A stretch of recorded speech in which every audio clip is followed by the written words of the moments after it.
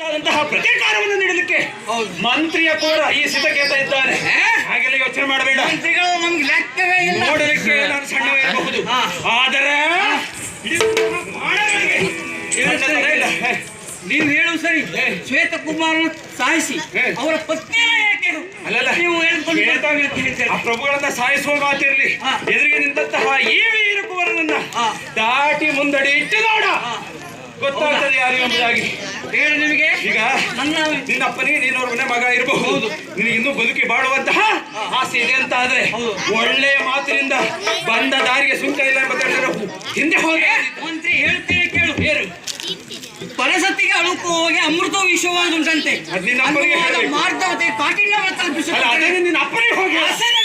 ಈಗ ಪರಸತಿಯನ್ನ ಬಯಸಿದವ ನಿನ್ನ ಅಪ್ಪ, ಅಪ್ಪನ ಉದ್ದೇಶಕ್ಕೆ ಪೂರ ಪೂಜ್ಯತೆ ತತ್ರ ದೇವತಾ ಅಂತ ಹೇಳ್ತಾರೆ ನಿಮ್ಮಂತ ಸೂರ್ಯರು. ಹಾಗಿರುವಾಗ ಸ್ತ್ರೀಯರನ್ನ ಪೂಜಿಸ್ತೇವೆ, ಅಲ್ಲಿ ದೇವರು ಇರ್ತಾನೆ ಅಂತ ಹೇಳ್ತಾರೆ. ಹಾಗೆವಾಗ ಇವತ್ತಿನ ಸಂದರ್ಭ ಆಗಿದೆ. ಅಲ್ಲೇ ಆಸೆ ಈಡೇರಿಸಬೇಕಾಗಿದೆ, ಕರ್ತವ್ಯವಾಗಿದೆ. ನಾರಿಯನ್ನ ಪೂಜೆ ಮಾಡ್ಬೇಕು.